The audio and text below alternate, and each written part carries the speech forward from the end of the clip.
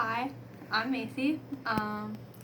For some reason, Ariel thought I should give my testimony to you all, so gonna be kind of chaotic, but sorry.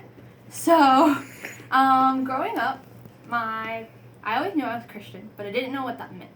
I didn't really go to church until I got into middle school, and then one of my cousins passed away, and I got really angry at God. I didn't even know who God was, but I was just really angry. And at the same time, my dad was growing really close to God. God was really working in his life, and he started reading the Bible and encouraging us to go to church. I was terrified of going to church. I thought they would judge me because I dressed a little funky, and I didn't feel like I would find God there. But I didn't know what that meant either. So my dad started making us go to church.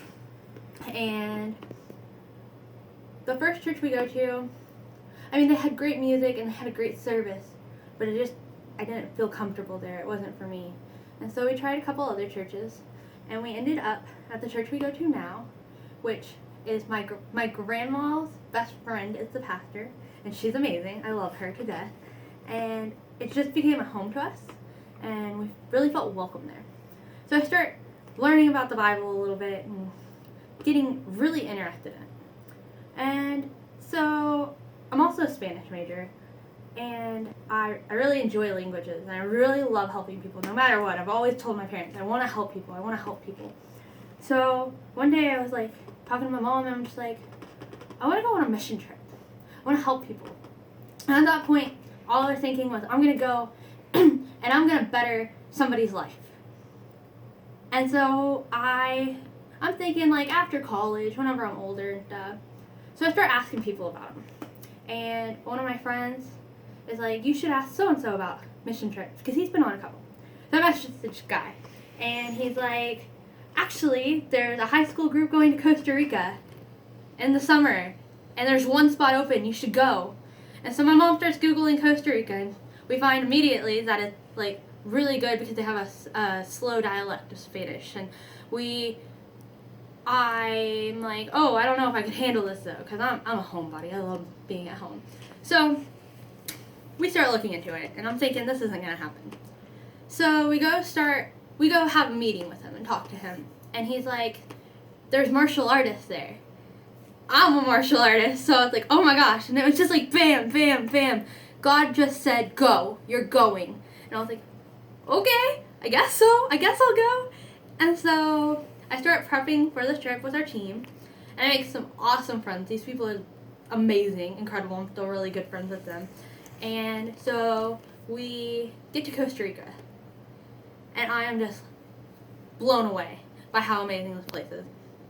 And the people and the culture, and you just see God everywhere you turn. It's like no matter what you're doing, God's right there beside you, working with you. And we were building our roof, and we did children's ministries, and it was just so incredible because everybody's just working together, but they're working through God. This would not have been possible without God. So one night I'm staying up with one of our leaders, and I'm talking to him, and we're just talking about sins and baptisms, and I'm like, I've been baptized before, but I don't really think I understood it. And he's like, if you want to get baptized again, we'll do it right here. Like, we can do this. And so I'm like talking to him, and I'm just like, okay, let's do this. Because I'm feeling like, what am I doing here? All these people are wonderful Christians, and they know what they're talking about when they talk about the Bible, and I haven't even read the Bible. Like, that's dumb. Like, I shouldn't be here. And I'm like, what gave me the right, God? Like, come on. But then by the end of it, I knew God led me there because he wanted to work in me too. I thought I was going there to change all these people's lives. And yeah, we helped them, but that was nothing compared to what happened in my life. I was completely transformed. I went home and I'm like, Mom, this is the best trip ever. I was like, you have no idea how much I've experienced in just like a week. And so we start talking, and I wanted to do more, and I got really interested in missioning. So then I was like, I'm definitely going back next year. And I'm like, yeah, next year comes around. I'm like, yeah, I got this. I know what's going to happen. And so we go to Costa Rica again. it happens all over again. I'm like, what? What's going on? This is the best place ever. And you just get so connected to everybody. And this year we went to Hobo. Yeah. We went to this area that's a poor area. But to get there, you have to hike 6 miles through the jungle. And you're like dying. You're like, oh, why am I doing this? But then you're like, this is the best thing ever. Like, how many people can say they're hiking through a jungle right now? And it's so crazy, but it's so fun. And you're working with these people, and you're hugging people, and you realize you don't have to share a language to share a smile. You don't have to share a language to share God. Because God works through everyone. God speaks all the languages. And that's more powerful than anything else. And so,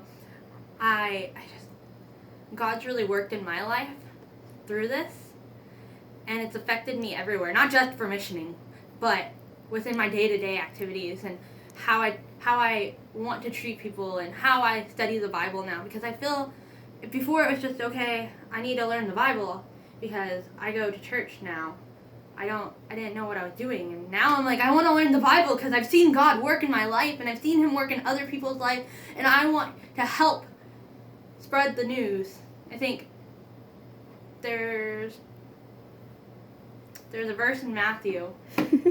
Don't remember which one. I think it's like 16:24 or something like that, but don't quote me. That says that basically Jesus told his disciples to pick up your cross and follow me. And through all of this, I've realized that we all need to pick up our cross and follow him. So yeah, thanks for listening. Thank you, Macy. You're welcome.